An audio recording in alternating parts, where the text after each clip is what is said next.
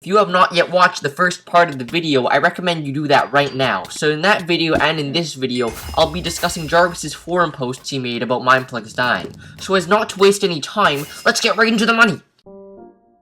We'll first focus on what Jarvis has said to address the complaints against the staff team. Jarvis says that the staff are doing very well, all teams are doing their parts. And I can believe that, though Mineplex is dying, it's still one of the world's biggest servers, and to achieve that title, you're gonna need some high quality staff, I think. However, I have some issues with a few things here. Jarvis says all teams are doing their parts, hosting events, doing reports, interacting with community. Pardon me for being so blunt, but I would go so far as to say Mineplex's staff, the player interaction, and communication is among Mineplex's weakest traits. And this is demonstrated through Jarvis's lack of knowledge on the hacker issue, which I discussed last video. It's demonstrated through the content of monthly updates not complying with player requests. Now here's where I would talk about how important listening to the community is, but it's been parroted so many times on so many threads on the forums, I'm just gonna skip it because I don't want to say the same thing everyone has already said, and I don't want to be a hypocrite. I'm not saying you should listen to the requests of the player base, maybe you should, I don't know, but you're saying you do when you don't, because if you did, Jarvis, why did you say that you need to create some big hard-hitting new game? Nobody's been asking for new games. In fact, it's really just the opposite. If the player interaction team was doing their part, you would know that. So with that done, let's see what Jarvis is saying about staff abuse. Now this one gives me major pain, because what Jarvis says here, I can't think of a way he could have said it better. All the time I hear from people, "Hey, I got frostbitten, my blinks staff suck," or "Hey, a moderator told me to kill myself," staff abuse, and their story has no evidence, no detail. They're making this huge generalization, expecting people to believe them. Of course, this is the worst form of accusation of staff corruption. I have not been informed, nor can I find instances of true staff corruption from the past if it exists.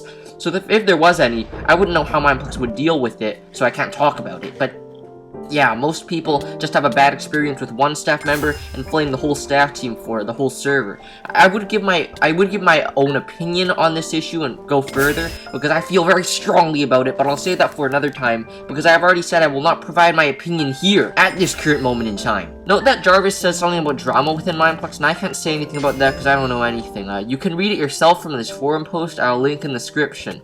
Copied games. Glad this has been brought up because I gotta side with Jarvis on this one. Again, this is a very ridiculous thing. It's not even really players from other servers that are calling Mineplex Copyplex. It's Mineplex's own player base most of the time that bashes on them for quote-unquote copying other servers' games.